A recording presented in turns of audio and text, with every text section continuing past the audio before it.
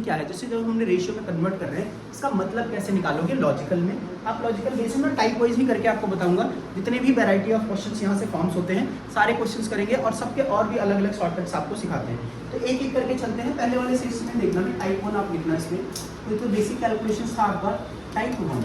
हमने कहा कि अगर मुझे किसी टर्म्स का रेशियो दिया है तो अभी हम किस में कर रहे हैं, हम केवल रेशियो परसेंटेज का क्या लिंकअप होता है किसी क्वेश्चंस के साथ उसको आपको समझाने की कोशिश करते हैं। कि देखो अगर मैंने कहा कि मेरे पास कोई रेशियो है कि जैसे x% है, इसकी वैल्यू क्या है a/b, तो मैं किसका देख रहा हूँ b के वेरिएशंस में। जो टोटल वेरिएशंस किसके बीच में आएगा, ये b के टर्म्स में जो भी चेंज आएगा उसका x% हमेशा क्या होगा, a होगा। ये मीनिंग समझना। तो x% ऑफ b, हमने इसकी बात बताई, x% ऑफ b हमेशा क्या होगा, a। तो जो भी चेंज आएगा इसी के रिस्पेक्ट में देख लेंगे हम सारी वैल्यूज पे।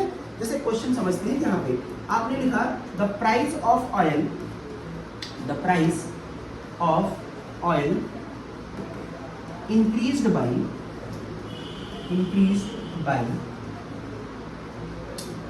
37:1/2%.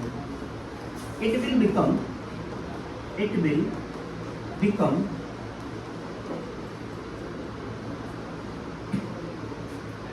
121 rupees per liter. Find out original price.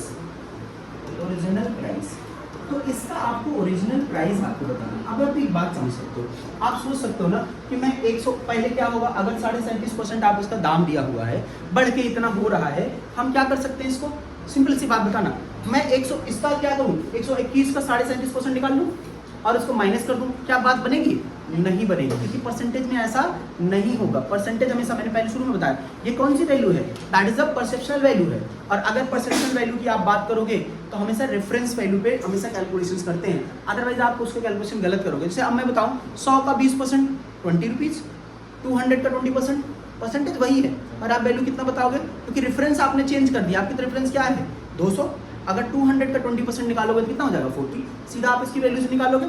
तो वैल्यू आप इसको कैलकुलेट करना है। तो जो हमारा ये दिया है, तो देखो सॉल्व करने का तरीका समझना। पहले हमको कितना दिया है परसेंटेज, 37:1/2%।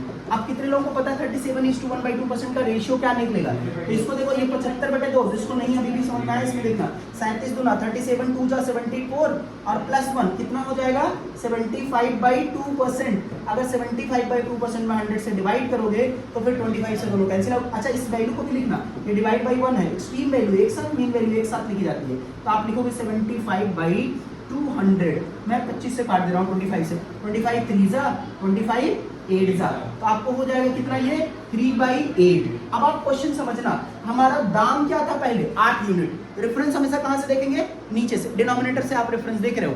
तो अगर मेरा पहले प्राइस कितना था 8 रुपए, एग्जांपल समझना 8 यूनिट था, एग्जैक्ट वैल्यू नहीं है, तो मैंने कहा 8 रुपए अगर आपका दाम था, उसका 100 मतलब 37:1/3% बढ़ेगा तो कितना 3 रुपए और बढ़ जाएगा।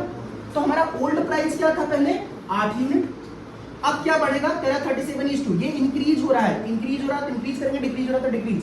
यहाँ पे क्या दिया हुआ क्वेश्चन में, इंक्रीज कर रहा है, तो 8 का 37:1/2% कितना हो जाएगा 3 यूनिट। तो आप 3 यूनिट बनाएगा तो नया वाला प्राइस, न्यू प्राइस कितना हो जाएगा 8 + 3 कितना हो जाएगा 11 यूनिट। अभी प्राइस है 11 यूनिट, पर क्वेश्चन में कह रहा है कि नहीं 11 यूनिट नहीं है, कह रहा है 121 रुपए हो गया है, तो ये 11 यूनिट किसके बराबर हो जाएगा 121 रुपीज के। तो 1 यूनिट की वैल्यू अगर आप बताओगे तो 11 से कट करो, 11 जा कितना हो जाएगा 11 रुपीज पर यूनिट। तो अब आप इसमें बताना 1 यूनिट की वैल्यू 11 रुपीज पर लीटर।